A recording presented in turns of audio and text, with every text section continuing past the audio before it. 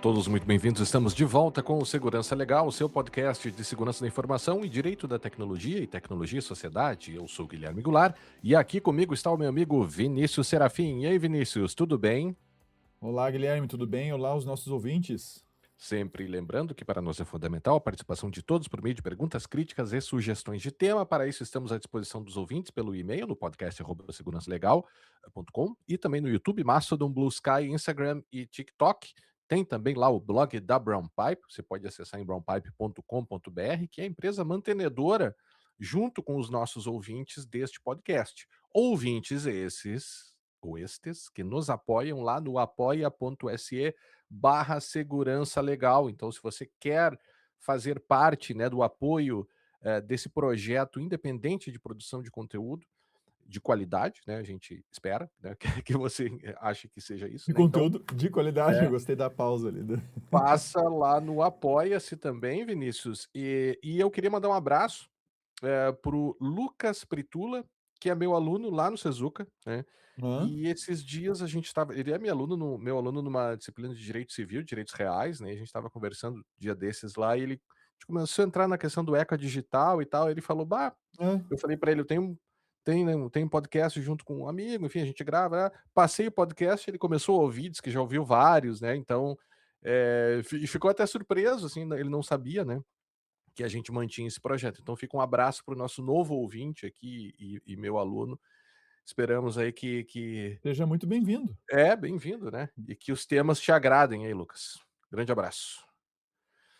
Bom, vamos ao tema principal diretamente, Vinícius. Esse novo decreto, que, veio justamente depois, da decisão do STF, que julgou inconstitucional, né, o artigo 19 do Marco Civil e toda aquela discussão que a gente já fez aqui em 2 episódios passados, né. Na verdade, a gente grava já há tanto tempo, essa foi uma outra coisa que eu estava falando para o Lucas, né, desde 2012, né. Então a gente tem um episódio especial quando foi sancionado o Marco Civil da Internet, se não me engano até o Danilo Donedo acho que participou, Sim. acho que sim, O né. Molon também. O O pessoal gravou, na época foi Molon gravado. exatamente, ele mandou um áudio gravado, né. Então a gente Uhum. conseguiu pegar, toda desde a tramitação até a aprovação, né, a sanção presidencial e tudo mais, e a vida do Marco Civil, porque esse decreto que a gente vai falar hoje, que é o 12975, agora de 20 de maio de 2026, altera o decreto 8771, que era o decreto que regulamenta, que é o decreto que regulamenta o Marco Civil, né. Então temos o Marco Civil 2014, o decreto 8771 2016 e 10 anos depois, em 2026, o decreto que atualiza este outro decreto para fazer valer tudo aquilo que foi decidido naquela decisão do STF, né. Então, alguns disclaimers aqui, né, Vinícius, a gente sabe que esse é um tema, bastante politizado aqui no Brasil, e a gente quer, na medida do possível, manter ou se manter o mais distante possível dessa politização, quase como assim, se você é de tal vertente política, você gosta do projeto, e se você é de outra vertente política, você não gosta do projeto, né. Então, para além da ideologização da discussão, acho que dá para discutir de uma forma mais fria, assim, um pouco mais distante, né. Assim, eu acho que o nosso objetivo é discutir tecnicamente, né. E Uhum. e quando a gente discute tecnicamente, eu acho que a gente não, em termos políticos, talvez a gente não agrade ninguém. É. Que nem a questão da urna, né, que a gente já gravou um último episódio sobre o assunto, ó, tá aqui a nossa última contribuição, pelo menos até aquele momento, sobre esse assunto, e a gente lamentou justamente, eu lembro que claramente naquele episódio a gente lamentou justamente o caso dessa politização ter estragado o debate técnico, né, que corria Uhum. em volta disso. E a gente sabe que tem pano para manga para tudo quanto é lado, então, né, tem para várias mangas, né. É, Mas enfim, nossa discussão aqui é técnica e acabou, né, e fim de papo, a sim. gente não vai discutir questões políticas aqui, e se alguma coisa que a gente falar tecnicamente aqui servir para um espectro político ou outro, azar, tá? Nós não estamos manifestando politicamente. Bom, eu acho que o primeiro ponto aqui, antes da gente começar, porque o objetivo aqui é a gente passar pelas novas regras, dar uma comentada em cada uma delas, explicar uma outra coisa, mas assim, antes de qualquer coisa, eu acho que emerge uma preocupação sobre o papel da NPD aqui, né. Em Uhum, qual sentido que emerge, né, a gente tem que ser bem, cuidadoso, né, e franco quanto a isso, né, porque a NPD ela, né, já está acumulando, né, ou passa agora com esse decreto a acumular 3 funções distintas, né, que é a autoridade ou agência, né, reguladora, de proteção de dados, né, ela tá no nome essa, uhum, então essa função principal, primordial dela. Depois o ECA digital, né, e agora, esse acompanhamento também do decreto 12.975 que atualiza o 8771. Então ela tem 3 atividades aqui, e a preocupação é se ela vai ter braço para levar isso uhum, adiante, porque cada uma dessas, né, se nós fôssemos, né, eu diria, analisar cada uma dessas atividades mereceria talvez 3 agências diferentes, mas decidiu-se concentrar essas 3 atividades em uma só. Chegou-se a falar em levar para a Anatel, lembro uma época também, né, mas acabou não saindo. Então, o primeiro ponto é esse: como que a NPD vai se comportar e se ela vai ter condições de realizar esse acompanhamento. Saiu concurso e tal, tem todo um esforço, né, mais atual, mas assim, a NPD quando comparada com outras autoridades, né, a NPD ainda está numa etapa muito, eu diria, muito educativa, né. Enquanto que uhum, se a gente compara com a Europa, as autoridades são francamente, quando tem, não é que você tem que multar por multar, né, mas aplicando sanções, importantes em casos, assim, do cotidiano. Então já virou cotidiano na Europa, sobretudo, né, empresas serem, multadas pelas autoridades. A questão é, né, adicionando mais essa camada de acompanhamento, se isso vai funcionar na prática, né. Bom, acho que o primeiro ponto aqui, eu já passo a bola para ti, Vinícius, é a questão, aquela discussão também desde o Marco Civil, que é o problema da porta lógica, né. Se puder só, explicar aqui, na verdade, o artigo 15A diz que o dever de guarda de registros deve, né, abranger também a porta lógica de origem, associada sempre que necessário para a identificação do terminal de origem ou do próximo enlace de rede. Eh, é. isso é um baita de um problema, né, de log, É, né. é um é um problemão, porque se a gente pensar num mundo em que cada um tem o seu próprio endereço IP, ok?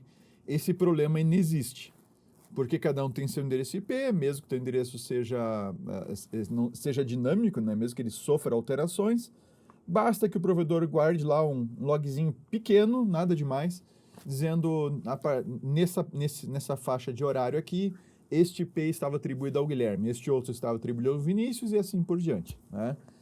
E não há problema nenhum. Se tiver algum tipo de acesso que o Vinícius fez usando o IP dele, em algum lugar, né, vai aparecer num serviço onde eu acessei.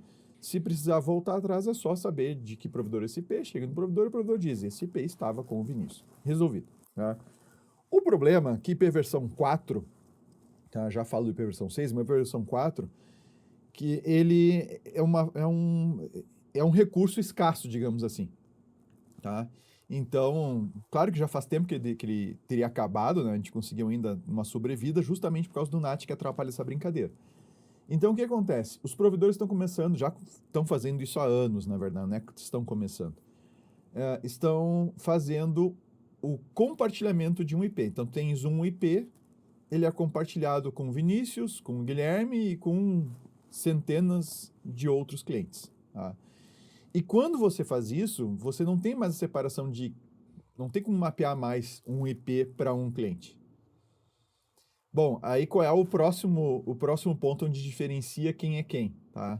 Nós temos, quando a gente fala de conexões, né, a gente está falando de endereçamento IP, que a gente precisa do endereço IP da máquina, né, do equipamento, e a gente tem também as portas, tá? As tais das portas lógicas que o pessoal chama. Tá? São lógicas porque senão você teria uma porta de conexão Sim. fisicamente em algum lugar, tá?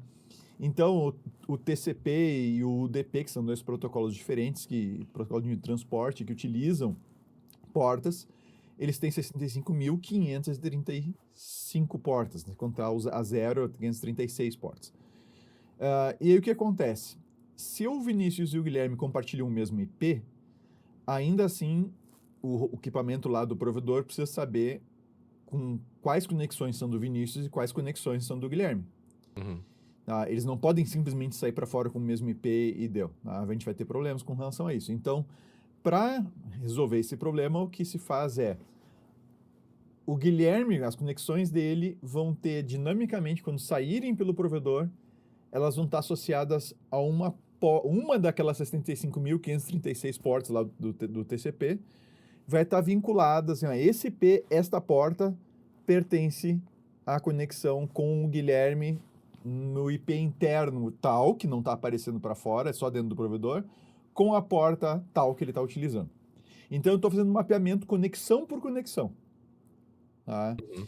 E aí, a saída, para eu conseguir atender esse requisito aqui, a primeira saída, na verdade, é eu armazenar um log, não agora de este IP estava vinculado com o Vinícius e esse aqui com o Guilherme. Agora eu tenho que anotar essa conexão aqui, que sair do meu IP tal, da minha porta tal, essa conexão, e que aconteceu no momento tal, ela pertence ao Guilherme. Essa outra conexão pertence ao Vinícius. E aí a gente tem um problema que é volume de logs. A gente está falando de uma Sim, quantidade de log absurda. Porque quando tu abre só um navegador e sai navegando, o navegador já abre várias e várias conexões. sim. E várias das conexões, e cada uma delas vai ter que ser logada. E aí você imagina no teu computador, que tu tem de coisa rodando e abrindo conexão, e aí tu imagina uma casa, hoje em dia, né, com várias pessoas morando, tu tem um monte de equipamento, um monte de celular, tu tens televisão smart conectada na internet, tu tem computadores, tu tem alarme, tu tem câmera, tem tudo, Lâmpada. lâmpada, e essas porcarias todas ficam fazendo conexões. E tu vai ter que armazenar tudo isso. Eu não imagino o volume de log que seja isso num provedor movimentado, tá? Eu não tenho ideia, mas a estimativa que eu tenho é que seja algo, eu vou dizer assim, para além da capacidade de log. Uhum. Tá? Que só vai ter que ser armazenado por quanto tempo mesmo? Aí, É. 6 meses? Se for provedor é um ano, né? Dados de conexão é um ano, né? Sim, sim. Mas É não é um só ano isso, disso aí. né. Mas não é só isso, né. Não basta só o Hum. provedor guardar essa informação, né. Não basta só o provedor de conexão Ah, guardar essa informação. sim, sim, sim. Assim, eu achei que tu fosse fazer uma ponderação. Não. Aí tu tens um detalhe, né? Tu tens o provedor que tem que guardar essa informação e lá na ponta quem presta o serviço tem que armazenar os dados de cada conexão. IP e porta, IP e porta, IP e porta o tempo todo, tá? Uhum. Então, se alguém quiser fazer alguma investigação, vai no serviço, consegue saber quais foram os IPs e as portas que fizeram determinadas operações. Aí tem que ter logs de cada operação, e aí depende do volume, o que vai ser viável e o que não é. Aí é 6 meses, né, Guilherme? Uhum. E aí, depois sim, aí uma vez que tu conseguiu os logs lá no quem presta o serviço, que você, por uma investigação qualquer, aí você tem que aí ir até o provedor. E tem um detalhe, tá, Guilherme? Se tu tiver provedores atendidos por outros provedores, isso acontece, tá?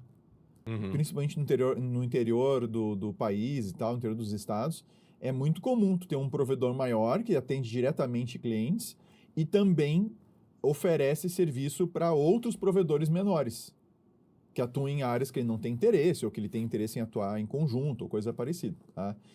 E aí, aí tu pode ter mais de uma vez o NAT acontecendo, essa tradução Uhum. de IP, mudança de IP com mudança de porta. E aí, mais um lugar que vai ter que ter log de tudo. Então, tu vai espalhando esses logs, porque não tem um lugar que tu faça o log e deu. Tá? Tu vai ter que fazer log em toda a cadeia, aí, em todo o caminho do acesso. É. As alternativas que se tem para isso, Guilherme, são coisas como fixar grupo de portas para o cliente, por cliente. Mas daí tu vai estar limitando o número de clientes que tu consegue atender numa faixa de IP e tu vai estar limitando o número de conexões que esse cliente consegue fazer. Se tu alocar um certo número de portas para ele, ele consegue só fazer um certo número de conexões e aí a coisa vai complicar. Sim. Tá? Então, é um problema que alguma solução, tá? A gente tem RFCs que descrevem isso que eu acabei de falar, tá? Mas alguma solução intermediária vai ter que ser encontrada, porque não dá para simplesmente. O Port Block Allocation, para quem tiver interesse, tá na RFC 7659 e na 7768. Tá? Essa, ou seja, é uma RFC, ou seja, um padrão aberto na internet e tal. Tá? Pode até ser utilizado isso. Agora, o que que resolveria, entre aspas, de vez o problema? IP versão 6.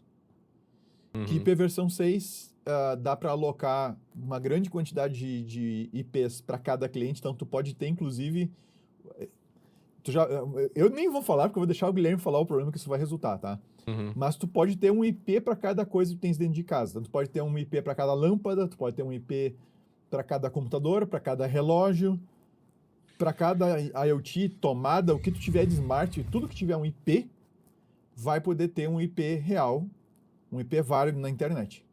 E Um único, problema portanto. problema E evidente de portanto único. privacidade, né. Exato. Só que o artigo Exatamente. 15 ele é bem claro e isso talvez tenha passado por muitas pessoas, né. O abrangerá a porta lógica para os provedores para os provedores de conexão e Aham. pelos provedores de aplicações. Sim. Ou seja, qualquer serviço agora que preste, né, qualquer serviço de internet hoje vai ter que observar esse artigo 15A aqui também. Exatamente. Vai ter que armazenar. E Agora aí. você vai me dizer, Ah, você conhece muitos hum. casos no Brasil de empresas que foram punidas por desrespeitar, por exemplo, o prazo do armazenamento de logs? Isso acontece cotidianamente, né. E aí mais Muito uma bom. vez a NPD vai ter que comprovar a sua real vocação aqui ao lidar com isso, né. É, assim, a gente não vê acontecendo, né? Inclusive, eu acho que tem muito lugar que nem log direito deve ter ainda. Uhum, Então, é algo que a gente vai ter que ver se vai. Aquela história, se vai pegar, né? Se vai acontecer. Me parece que tá mais para quando. Acho que vai ser mais tardio, assim, mais quando tiver alguma investigação, alguma demanda do poder jurídico, sabe? Alguma coisa judiciário, aham. assim, do judiciário. E aí vem. Aí vem uma demanda e os caras não têm log e aí vão tomar ferro num processo. Aí eu acho que tem uma chance maior de ser desse jeito do que por alguém fiscalizando preventivamente. Uhum, E mesmo essa questão do IP versão 6, né, Guilherme, tem o próprio IP versão 6 prevê NAT. uhum. Então não quer dizer que os problemas vão acabar com o IP versão 6, até vão piorar, porque vai aumentar o tamanho do IP. Então, enquanto são 32 bits no IP versão 4, são 128 no IP versão 6. Então vai aumentar a Uhum. quantidade de informação que se tiver NAT na brincadeira. E, além disso, né, continuam funcionando aqueles esquemas de VPN, né? Tu até, Uhum. não sei se tu, alguém que não queira ter seu acesso registrado e tal, pode conectar numa VPN, e um serviço perfeitamente legal, tá, gente? Nada de ilegalidade aí ou de submundo da internet. Inclusive tem um monte de VPN comercial por aí sendo oferecido. Claro. Eu mesmo tenho a da minha preferência aqui. E aí, no momento que tu conectou na VPN, o máximo que vai se saber, que o provedor vai saber, é que tu conectou naquela VPN, o serviço de VPN vai ter os teus dados lá, de onde veio a tua conexão. Aí tem um detalhe, né, Guilherme? A partir do serviço de VPN, o que eu faço depois, principalmente se a VPN me oferece privacidade, como é que fica com relação ao marco civil? Vai pro Beleléu, né? Uhum. Porque justamente tu tens VPNs, a ideia das VPNs é que tu possa utilizar de forma segura para ficar tanto com uma certa ficar um pouco anônimo, né? Não dá para acreditar muito no que o pessoal fala, que você vai navegar na internet sem ninguém saber e não sei o que, sem saberem que é tu, porque tem cookie, tem um monte de coisa que vai te entregar, tá? Que independe da VPN. Mas como é que fica? Esse é um problema que vai ficar, né? Sim. Ok, né? Usa o VPN para acessar o serviço, e aí? Não tem É. muito como fazer o serviço de VPN, não vai ter que registrar todas as minhas conexões para log. Não, e até porque, né, até seguindo adiante, quando a gente começa a ver os deveres gerais dos provedores, que é o próximo ponto aqui, é constituir e manter sede e representante legal no país, né. Aham. Então que esse foi, por exemplo, um grande problema em relação ao X, né, ex-Twitter, né, e toda aquela discussão do X sair do ar e tudo mais, né. Aliás, uma outra questão que dá para se discutir aqui também é qual é o poder de um decreto, né, que quando você tem uma Aham. lei, a lei ela passa por todo o processo legislativo, né, mal ou bem, passando pela votação no Congresso e tudo mais, até se torna lei. O decreto não, o decreto ele regulamenta uma lei que existe, e o decreto ele tem um limite, ele não pode, por exemplo, ampliar a aplicação de uma lei, ele tem que somente regulamentar, né. Então até essa discussão se poderia fazer, será que o decreto também não está aumentando, claro que com base na decisão do STF, mas será que ele também não estaria aumentando a obrigação das empresas, fora do processo legislativo? Essa poderia ser uma discussão também. Mas enfim, então o primeiro ponto é esse, os caras vão ter que manter, sede e representante no país, com poderes, né, para entregar informações e também prestar, informações que agora esse decreto ele vai trazer uma série de novas obrigações no sentido de registrar uma série de coisas, né. Então, um ponto são as informações relacionadas à moderação de conteúdo, né, ou seja, os provedores ficam obrigados agora a fazer inclusive uma moderação ativa, gestão das reclamações, regras sobre perfilamento dos usuários e relatórios de transparência. Ou seja, todo esse processo de moderação, de registro de reclamações, de deferimento ou não, né, da retirada do ar, dos conteúdos, quando forem conteúdos criminosos, claro, né, isso vai ter que ser, por meio de transparência ativa, né, ou seja, ativamente os provedores vão ter que ficar publicando: "Olha, esse ano recebemos tantas notificações, tantas reclamações, né, tiramos tantas, não tiramos tantas outras e tudo mais, né. Eles também vão precisar manter canais de denúncia, né. Isso é bem um negócio dia a dia, né, a gente sabe, quando você conversa com outros advogados e até com pessoas que já tiveram conteúdos que são flagrantemente criminosos e precisaram ter esse conteúdo retirado do ar, a gente sabe que há uma resistência muito grande, das plataformas e também, a criação, né, de um protocolo, assim, muito difícil de funcionar, basicamente é tudo automatizado, você não consegue falar com ninguém, né, as negativas são sempre infundadas, né, e isso vai ter que acabar agora, por meio desse decreto. E também, um ponto Sendo, né, Guilherme, hã, sendo que a gente está falando de pedir para remoção de conteúdo, tá? criminoso. E criminoso. E se a gente não consegue nem falar direito com essas empresas quando são perdidas as contas, É. imagina, né? Esse é um outro problema que tem que ser tratado outra hora, mas, né, é um Não, problema mas bem sério. eu acho que faz parte, porque, se claro, são milhões e bilhões, às vezes, de pessoas, dependendo da plataforma, né, como o Google, utilizando, você não tem como ter gente para atender todo mundo, mas ao mesmo tempo você tem casos terríveis de pessoas que perdem a sua vida digital, né. Inclusive Sim. ouvintes aqui do podcast e pessoas que trabalham com a plataforma, o sujeito lá tem a sua conta no Instagram, por que não, né, até um colega atendeu um caso envolvia o Instagram, não dá para falar muito assim, mas o Instagram errou na qualificação lá da loja dele e isso começou a causar uma série de prejuízos para o sujeito que viu a clientela se afastando quando entrava no perfil dele, né. Então, Uhum. mesmo sendo uma plataforma privada, você não pode, né, cometer erros que impeçam as pessoas de trabalhar lá. Enfim, fecha parênteses. Depois, e aí isso sim eu acho que é o grande a grande discussão, né, toda a energia que se tem colocado é esse dever, né, de cuidado quanto ao conteúdo criminoso. Então, com base na decisão do STF, o artigo 16b desse decreto estabeleceu uma lista com 7 grupos de conteúdos que são considerados criminosos e que devem contar com a retirada imediata quando, né, forem instados para isso, mas também tendo um dever, ativo, né, de prevenção e de remoção também, quando eles observarem a ocorrência desse conteúdo. Então é uma via de mão dupla. Alguém avisa que esse conteúdo está lá e eles são obrigados a tirar, e outro eles mesmos vão ter que ter esse dever ativo, né, de cuidado, de indisponibilizar mesmo sem aviso. Esse pode ser um grande problema, eu concordo com os críticos aqui que isto pode se transformar num problema, porque se e essa é uma diferença grande também com o modelo europeu que eu já comento daqui a pouco. Mas aqui esse dever né, de monitoramento, dá para se dizer, que lá no Marco Civil sempre se louvou no Marco Civil que os provedores não tinham dever de monitoramento ativo, né, não precisavam ficar correndo a rede para isso, né, mas ao mesmo tempo, de 2014 para cá o mundo mudou muito, né. E as plataformas se tornaram, ao contrário do que acontecia antigamente, as plataformas organizam o conteúdo que te é mostrado, né.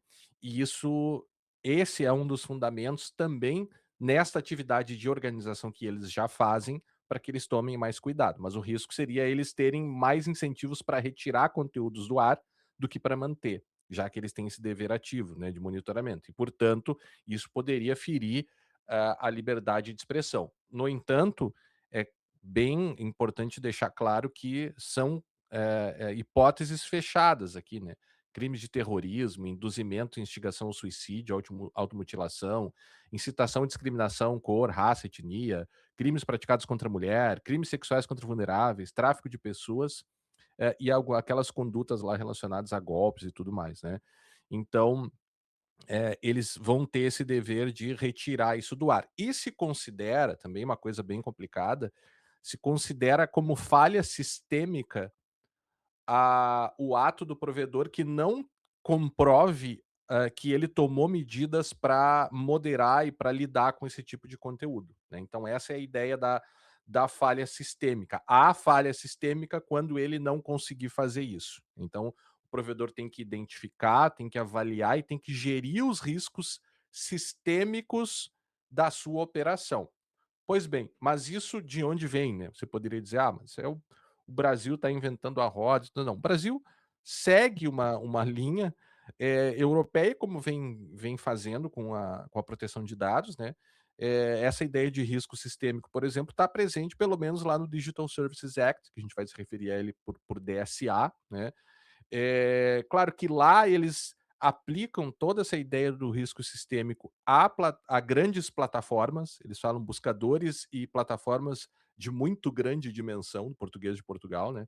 Então Sim. se define lá que essas regras vão se aplicar somente a grandes empresas, né, número superior Uhum. a 45 milhões de usuários, e aí eles têm uma fórmula, se for aumentando ou diminuindo a população da União Europeia também vai aumentando ou diminuindo o número, e, em 2023 a Comissão Europeia identificou 19 plataformas, né. Esse pode também ser um outro problema no Brasil, porque não há essa distinção quanto ao tamanho. Por que que eles fazem distinção? Porque a grande plataforma tem mais condições, inclusive financeiras, de aplicar todas essas regras, né. E aí justamente alguém poderia se perguntar: "Tá, mas por que que se faz isso?". Está presente lá no DSA, eles têm aquela estrutura de considerandos que eles explicam a lei, digamos assim, né, antes de passar para os artigos e tudo mais, e eles dizem que essas plataformas podem ser usadas de forma a influenciar fortemente a segurança em linha aqui é segurança digital, né, a formação da opinião pública e o discurso, bem como o comércio digital. Ou seja, é aquilo que nós dizíamos antes, você não pode hoje olhar para uma rede social e achar que é a mesma coisa que um Orkut, porque a rede ela tem um papel central em controlar o conteúdo que você vê, ou pior até, controlar o conteúdo que você não vê, né. E isso é bem essa coisa do feed infinito, essa ideia de deixar as pessoas viciadas, né.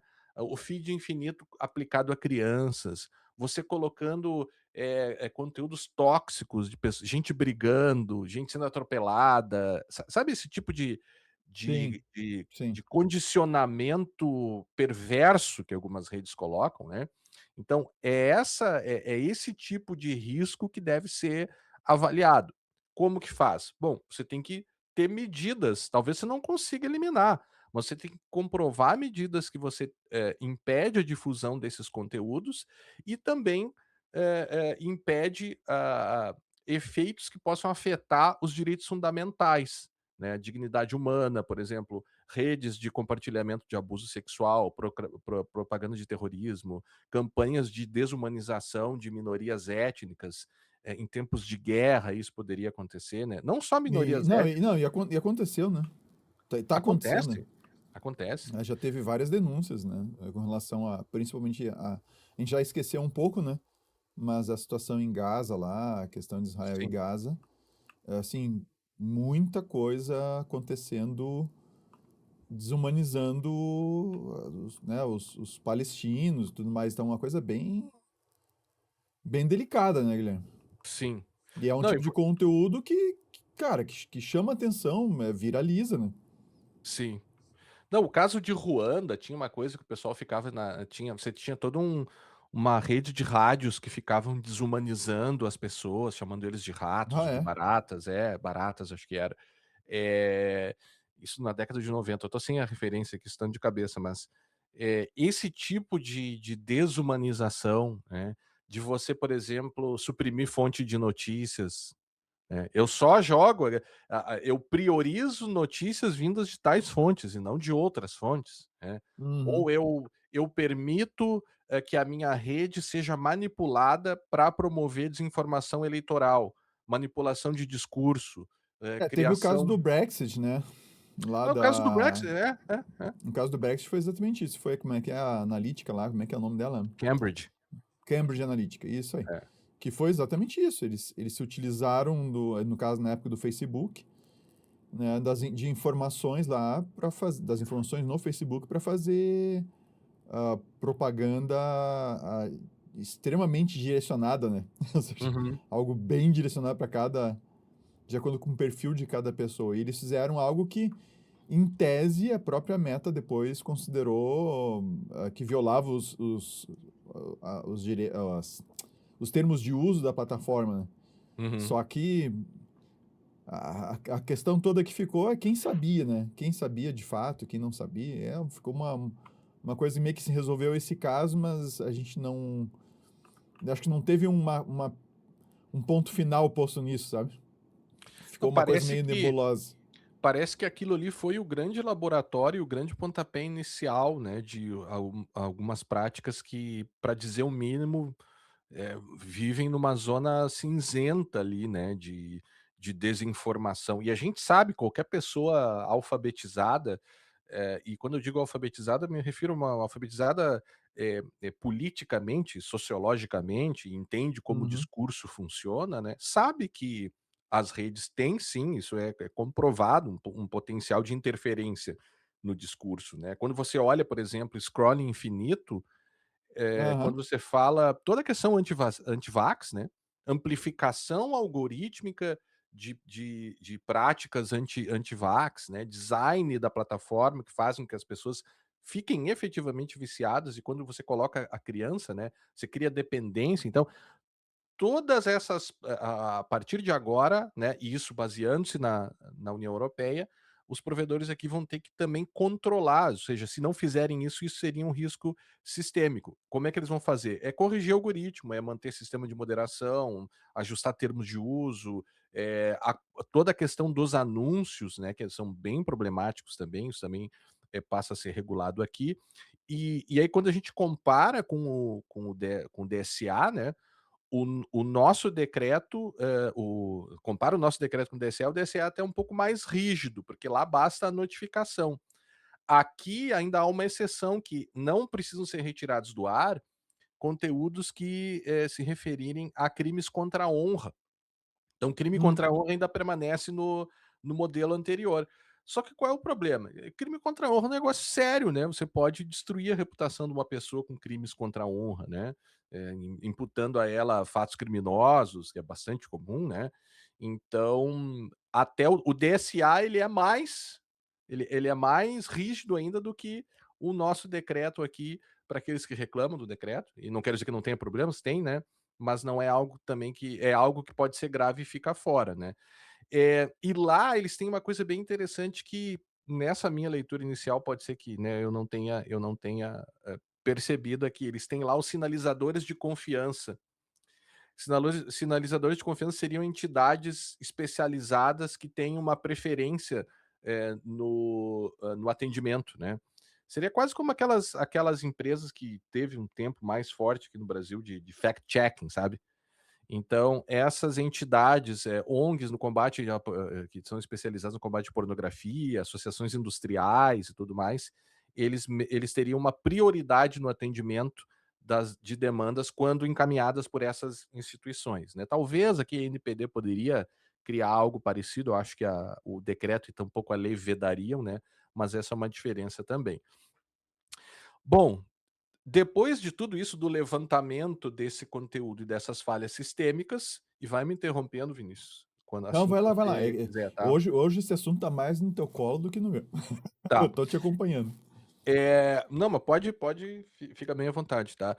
Bom, depois de tudo isso, sabendo que, quais os conteúdos que vão merecer essa retirada, aí você tem o processo de notificação. Então o artigo 16d estabelece, que precisa ter meios, né, eficientes e adequados e também coloca quais as informações que vão permitir a identificação do conteúdo, né. A autoridade, a NPD tem o poder para, se quiser, regulamentar o fluxo, criando forma, prazo, quem pode notificar, formas de contestação, isso vai ser bem importante, né? Porque se eu, imaginando que você tenha colocado um conteúdo no ar, e eu vou lá e denuncio, e você tem o conteúdo retirado, né, é claro que quando a gente tem um conteúdo flagrantemente criminoso, como pornografia infantil, você não vai ter, eh, uma discussão quanto vai contestar a pornografia infantil, né. Agora, dentro desses crimes aqui que são muito graves, né, você poderia ter algumas situações bem nuançadas ali que eventualmente, né, poderiam, violar a liberdade de expressão. E aí é nesse sentido que a pessoa que publicou vai ter o direito de, contestar uma decisão que retire um conteúdo do ar. Claro que se a gente for imaginar que a grande maioria, dessas situações vão ser aplicadas a crimes flagrantes, crimes, né, o criminoso não vai ele, contestar, né, mas ainda assim é algo importante que precisa ter, precisa ser regulado. E aí depois que o provedor recebe essa notificação, ele tem que confirmar o recebimento, analisar o teor da notificação, se for remover, comunica o notificante e ao usuário, e se não for remover, comunica ao notificante com o fundamento e permitindo que ele conteste essa decisão, né. E também os provedores vão precisar manter meios para coibir o uso ilícito ou abusivo, ou seja, redes de robôs que ficam funcionando para retirar conteúdos automaticamente da internet. Eles se preocupam muito aqui, Vinícius, é uma coisa engraçada, né, sobre a questão dos robôs, como se robôs ou bots fossem inerentemente coisas negativas, né. E a gente sabe que robôs, que bots são usados sim para fins negativos, para manipulação de conteúdo, para mexer com a opinião pública, mas ao mesmo tempo você também tem robôs que são usados para finalidades positivas, né. Então, tem que se ter um cuidado também aqui para isso, né. E aí depois tem toda a parte de, retirar o conteúdo propriamente dito, né, então tem a questão que eu já comentei antes de manter um dever proativo, deve verificar a proporcionalidade entre a dúvida e a gravidade, ou seja, os artigos 16d e E ali, eles colocam alguns critérios, né, quando for um crime verificado, tem que comunicar o poder público, né, dos crimes, eh, quando eventualmente for apurada a responsabilidade do provedor por não retirar um conteúdo do ar, a autoridade também não é uma coisa automática, não tirou o conteúdo do ar, ele vai ser responsabilizado, né. Tem que se verificar todo o contexto do que o provedor está fazendo e tal, justamente para não virar uma caça às bruxas dos provedores, né. Eh, e aí tem Guilherme, diga. só uma questão como, os provedores, eles não são atingidos segundo o tamanho, é provedor, ou tem É. tamanho? Não, aí é que tá, é o que eu coloquei antes, o DSA se aplica Aham, aos tamanhos. Até tem aqui alguma questão que a NPD poderia colocar procedimentos, diferentes aqui para provedores menores, mas não é algo que está no decreto, sabe. Até se você sim. procurar aqui de Po menores poderia de poderia vir eventualmente aí que nem uma lei de proteção de dados aí, uma adequação para controladores de pequeno porte ou coisa parecida. Isso. É o artigo Uhum, 16p aqui, ó. A autoridade competente poderá definir critérios diferenciados para o cumprimento de deveres, aí tem alguns critérios, especialmente quanto aos pequenos provedores de aplicações de internet. Então sim, mas nota, olha a lei, as palavras na lei sempre se diz isso, né. A lei não possui palavras inúteis, né, então tudo que está na lei você não passa por cima de uma palavra ali sem, né, a lei usa poderá, né. A lei não tá, usa ok. deverá. E aí qualquer pai sabe a diferença entre poderá e deverá, né. Sim. Então pode ser uma preocupação para os pequenos, sem dúvida sim, né. Outra coisa que me incomoda um pouco aqui se você tiver replicações de conteúdos flagrantemente reconhecidos, e retirados por ordem judicial, todos os provedores de aplicação que fazem intermediação de conteúdo vão remover publicações de conteúdos idênticos. Eh, eu não sei como isso vai ser feito, tá, porque Pois você é. pode, ainda mais com o IA, modificar, de uma forma muito simplória o conteúdo para que ele não seja marcado como idêntico, sabe. Não é É, e mais aquela tem acontecido inclusive, Guilherme, com os audiolivros, não sei se tu os audiobooks, não sei se tu acompanhou. não. O pessoal tá subindo audiobook no YouTube, Hã? e o YouTube não tá conseguindo derrubar, porque não tá conseguindo encontrar, porque eles estão trocando tom de voz, estão trocando ritmo, sabe, estão fazendo uma série de coisas, e Aham. algumas dessas coisas envolvem IA. Uhum. Então, é um conteúdo, vamos lá, áudio é uma coisa que o YouTube sabe derrubar, né? A gente sabe, né? Eles sabem Sim, derrubar até o que não precisaria ou não não deveria. poderia ser derrubado, é. Mas enfim. E eles estão. E tá um problema essa questão dos audiobooks, viu? Justamente por causa Tu vê, eu disso. não tinha ouvido falar disso, cara. É, por causa dessa história aí dos caras estão alterando o ritmo, estão alterando o tom e tudo mais, e aí Claro. o YouTube não pega.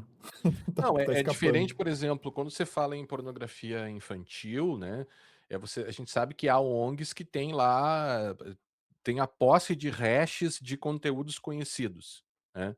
Sim, sim. Agora, você muda um bit do conteúdo, já mudou o hash, então você tem que ter um meio É, alternativo, né. com hash é um problema, com certeza. Hash é um baita de um problema. Mas ao mesmo tempo tu tens, aí vem os bons usos da IA, né? Tu Aham. tem IA suficiente aí, com capacidade suficiente e já chegando num ponto barato o suficiente, eu diria, né? Porque o problema da IA também é preço, né? Uhum. Valores para grande escala. Para fazer essa detecção de conteúdo. Para muita coisa já se usa isso, então não é algo assim tão difícil de fazer. Só que, claro, a depender do serviço, né? Essas grandes big techs aí não vão. Não, grandes big techs é bom, né? Aham. Mas Grande Big essas Techs é big boa. techs, É. essas big techs, elas têm condições de fazer isso. Mas daí tu não depende de um bit, né? O problema realmente, quando tu começa para coisas de comparação exata, exatamente o mesmo conteúdo, aí não vai rolar, não vai funcionar direito isso aí. Uhum. É. É, o 16J que faz isso, né. Tem regras agora para publicidade enganosa, abusiva ou fraudulenta. Isso é um problema, porque você tem, pessoas, em alguns casos, fazendo publicidade sem que se consiga identificar que aquilo é uma publicidade, né, que daí é justamente a publicidade, abusiva, né. Ou seja, a publicidade tem que ser, isso vem lá do direito do consumidor, ela tem que passar pelo princípio da identificabilidade, você sempre tem que identificar que aquilo é uma publicidade, né. E aí o que você tem visto não só situações de tentar manipular discurso público de forma paga, como você tem, às vezes, publicidade de conteúdos, ilegais, né. Eu escrevi um artigo junto com o professor Cristiano Colombo, dia desses aí, sobre vapes e publicidade e tal na internet, e a gente conseguiu encontrar lá na rede de ads do Facebook um monte de publicidade de vape, embora, né, as regras da publicidade no Brasil proíbam, não só as regras de publicidade do Brasil, como os termos de uso da grande maioria das plataformas proíbe qualquer coisa que envolva tabaco e vapes, e tanto que o pessoal vai fumar um cigarro lá no YouTube pode ter o vídeo derrubado, né. Então, tem uma extensão aqui do problema da publicidade e de certa forma complementa o CDC aqui, então eles têm que ter, no mínimo, mecanismos para averiguar se o conteúdo que está sendo publicizado ali, constitui crime ou ato ilícito. Claro, e aí se justifica mais ainda, porque se a empresa está ganhando co com aquele conteúdo, né, ela se ela está ganhando, ou seja, a pessoa paga para fazer uma publicidade para publicar conteúdo ilícito, ela tem que ter algum mecanismo para verificar, ou seja, não pode ser livre você colocar qualquer coisa lá, né. Eh, e aí devem ainda manter por 1 ano os dados dos anúncios e dos anunciantes, sendo que o Sistema Nacional, entidades que fazem parte do Sistema Nacional de Defesa do Consumidor ou a AGU podem também fazer a notificação para retirada de publicidade abusiva. E um avanço é que se a publicidade não for claramente identificada como publicidade, ela vai ser considerada como enganosa, né? Não é, eu falei antes abusiva, não, mas enganosa, né? Então, Enganosa, ok. esse é um avanço importante aqui, né? E basicamente eu acho que é isso. Eles colocam aqui uns critérios diferentes do tipo, essas regras não vão se aplicar a serviços de e-mail, serviços de mensageria instantânea e serviços de comunicação audiovisual em grupo restrito, ou seja, sistemas de reuniões, videoconferências, chamadas de áudio e vídeo e tudo mais, né? Ou seja, essas regras de retirar o conteúdo, porque em regra você não vai conseguir monitorar aquilo, né? Claro que acaba não resolvendo todos aqueles problemas que a gente tem no Discord, né? Que acabou. Quer dizer, o problema não é o Discord em si. Não vai xingar o Discord. O É, Discord é meu queridinho. não, mas eu quero dizer, né? Essas plataformas que se abrem, ou seja, que se prestam, digamos assim, né? Ou que são utilizadas para o cometimento de vários crimes, né. O Discord, infelizmente, acaba sendo uma delas para esses crimes, alguns muito terríveis de filmar crimes, de abuso de animais, de coisas horrorosas, assim, que acontecem, no Discord, né. Mas enfim, a NPD ainda poderia colocar algumas regras ali, diferenciadas, né, para esses provedores também, né. E basicamente é isso, Vinícius, né, o que eu espero aqui, recapitulando, né, tudo que a gente falou, é bastante coisa, ou seja, são muitas regras que os provedores de conexão e de aplicações vão ter que cumprir. Embora a NPD tenha sido aberta uma porta para a NPD colocar regras diferentes para pequenos provedores, tem lá o verbo poderá e não deverá, e isso pode ser uma preocupação para os pequenos provedores, né. Mas a partir de agora, todo e qualquer serviço, por exemplo, vai ter que se preocupar lá com essa nova regra dos logs, né. Você tem um serviço na internet, que você já tinha que guardar logs, agora você vai ter que verificar direitinho se está, por exemplo, né, se está guardando as portas lógicas, né, as portas, né, dessas conexões também. E o receio ali, me parece, reside nessa questão desse conteúdo, desse dever, eu diria, ativo de verificação, de retirar sem a denúncia certos conteúdos, sabe. E claro, quando a gente olha para pornografia infantil, para usar de novo, eu acho que é o caso extremo aqui, né, não, você não tem discussão, entendeu. A ferramenta tem que ter algum meio de retirar isso, ativamente. Agora, né, é difícil dizer, né, agora não, eu não estou dizendo que eu sou a favor de crimes de induzimento, instigação, auxílio ao suicídio, né, mas assim, é uma área, por exemplo, que você pode ter uma zona muito difícil de uma discussão ou de certos Uhum. discursos, veja, que até possam ser, incorretamente classificados como induzimento, quando na verdade é o contrário.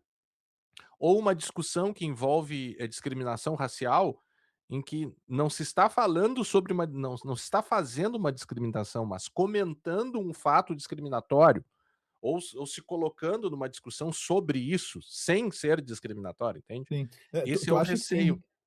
tu acha que tem risco, Guilherme, agora, assim, de repente, essa essa margem, essa zona cinzenta que tu colocas, ser utilizada para de alguma maneira limitar o que é dito nas redes e tal? Tu acha que pode chegar a uma coisa nesse ponto?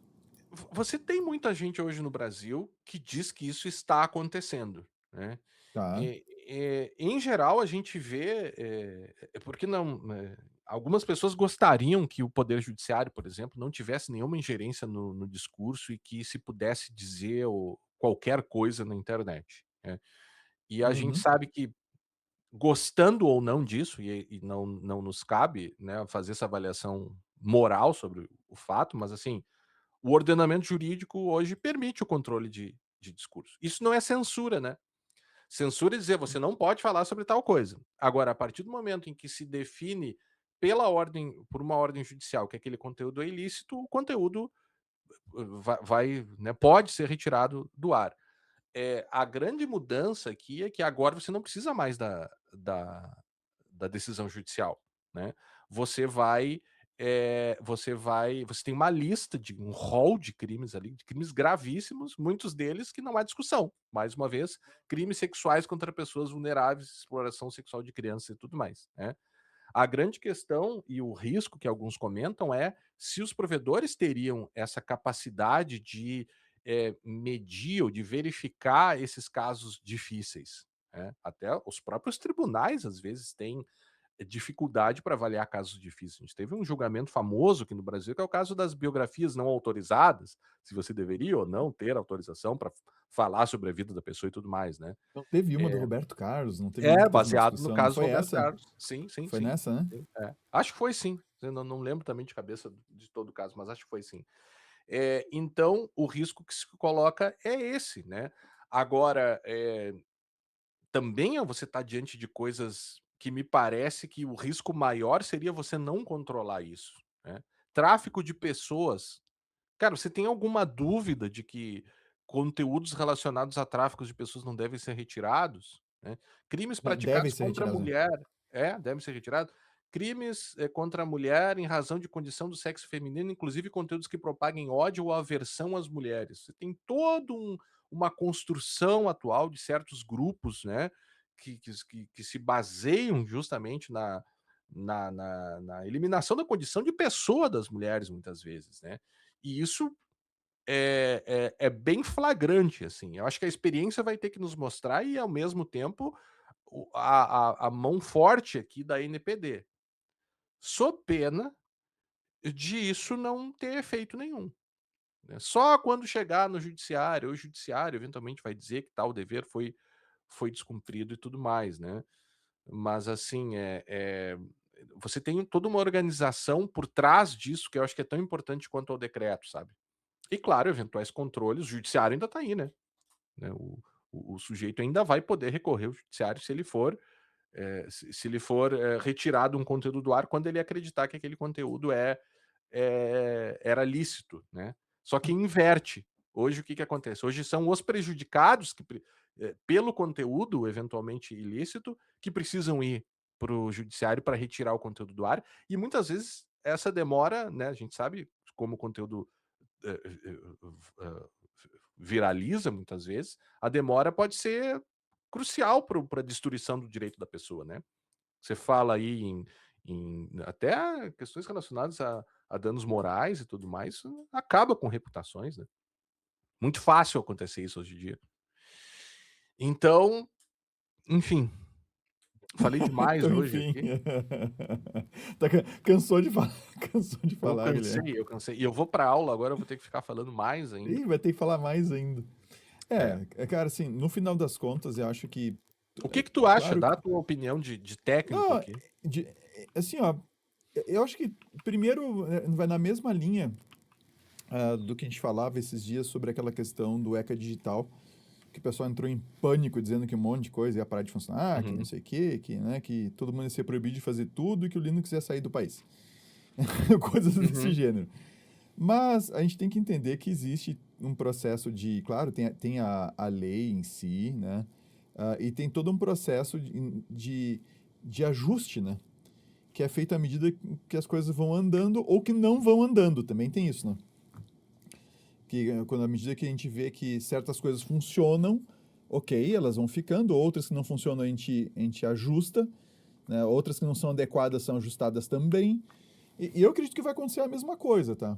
Agora, o ruim, o pior que pode acontecer é, é a gente ficar com a lei desse jeito, como ela está, com essa relação, essa questão das portas lógicas, por exemplo, tá? uhum, E ao mesmo tempo, ninguém fazer nada. Em termos de exigir a conformidade com essa lei. Tu entende? Porque daí, o que eu quero dizer é o seguinte, tem ajustes a serem feitos ali? Possivelmente tem, certo? uhum, Possivelmente tem coisas a serem arrumadas ali. Perfeito.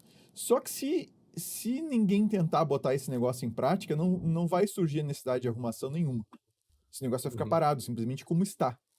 Então, talvez a gente tenha uma lei que precise um pouquinho de ajuste, e nós vamos ficar com ela sem receber esse ajuste e ela não vai ficar sem ser aplicada também. Tu vai ter os provedores e tudo mais não seguindo ela, e será que alguém vai dizer alguma coisa? Será que alguém vai fiscalizar? Será que de fato vai acontecer alguma coisa, entende? Uhum. Porque se ficar tudo, tá, fica a lei, não tá adequada, não é, de repente não é perfeita, nenhuma é, mas não tá, não sofreu o ajuste que poderia sofrer, e nem vai sofrer porque não vai ter ninguém testando ela, provocando o uso dela, discutindo a aplicação, vai ficar uma coisa meio morta, sabe? Esse é o meu Uhum. receio, esse é o pior dos mundos, assim. Sim, porque hoje quando você fala para muitas empresas sobre decreto regulamentador do Marco Civil, ninguém sabe o que que é, né. E esse decreto está fazendo 10 anos agora e acabou de ser 10 anos, atualizado, sim, sim, né. sim, exato, Quando você fala exatamente. sobre, manutenção de logs, por exemplo, também é comum você ver um certo eu diria uma falta de cuidado, né, na manutenção desse tipo de informação e, claro que daí você pensar: "Ah, mas como a polícia vai descobrir certos crimes e tal?" A gente falou no episódio passado, retrasado, né, os números baixíssimos de resolução de crimes digitais, né, na internet por um outro problema institucional, que é a falta de recursos das forças policiais, né, e de investigação para ir atrás desse tipo de crime, porque não estão preparados para lidar com isso, né. Então, eh, infelizmente a gente tem uma baixa, eu diria, eh eh, não é só uma expectativa, uma baixa densidade institucional de muitas instituições, né, que não conseguem levar adiante questões muito complexas, tecnicamente complexas, né. É difícil, primeiro que é difícil regular isso, né. Não é fácil, a gente meio que copia ali um modelo, europeu e tal, com uma certa tropicalização aqui, mas não é fácil regular isso, porque nem sempre você vai contar com a boa vontade dos provedores, pelo contrário, né. Você vai contar Uhum, muitas vezes com a má vontade para promover práticas que muitas vezes são, reconhecidamente prejudiciais, seja para o debate público, para a saúde mental de pessoas, né, e pra, de maneira geral, para o bem-estar da sociedade, né. Então é nesse meio aí que a gente se encontra. perfeito, Guilherme. Tá bom? Tem alguma de indicação aí de recomendação de Agora a tu me gente não pegou. fez, né. Eu tenho uma correção a ser feita só, Manda. eu disse que eu estava esperando, eu até falei quando eu falei do livro da Martina Dove, uns 2 episódios atrás já, Uhum. eu disse que estava esperando o livro porque ia sair em setembro, né? Uhum. E, na verdade, eu fiz uma confusão, porque no dia seguinte a que eu falei isso, eu recebi Aham. o livro. Ah, Eu é? recebi, sim, no dia seguinte eu recebi o livro da Martina Dove, tá? A segunda edição do livro. E, e aí eu me dei conta que não era o dela que sairia somente em setembro, e sim o segundo livro do Ethan Mollick, que Ah. ele escreveu o livro Co-Intelligence, ou Uhum. Co-Inteligência, que foi traduzindo, inclusive, né, com esse mesmo nome. E ele vai lançar em setembro um que é o Beyond the Jagged Line. Não tem ainda tradução prevista, né? Tá. Mas vai sair. Esse é que vai sair em setembro. Então, o segundo livro da Martina Dove, esse já saiu. Esse já saiu, Tá. tá? Você falou em setembro, agora eu me lembrei de algo que eu ia te contar e me esqueci, eu vou contar agora no ar, que Fale. a nossa bom, a gente por muito tempo aqui falou sobre os livros e os estudos da Sherry Turkle, né, Sim, sim, e sim, sim. ela tinha como último livro o Reclaiming Conversation, que é um livro que a gente Esse foi o comentou aqui, último, ele né? tem as 2 Nossa, esse faz tempo, cadeirinhas. hein? Esse livro dela, deixa eu ver qual é a data aqui na Amazon, é de 2016. Veja, faz um tempão já, né, não parece. Aham. Então, ou seja, quando ele foi publicado, a gente já gravava aqui, comentava do livro e tudo mais. Pois bem, agora também para setembro, vem o novo livro da Sherry Turkle, Aham, tudo em Art setembro. Artificial Intimacy: Who We Become When We Talk to Machines. Ou seja, é uma Aham. análise, agora sim da nossa relação com a inteligência artificial, né. Então ela é uma psicóloga muito ligada aí com essa questão do uso das novas tecnologias.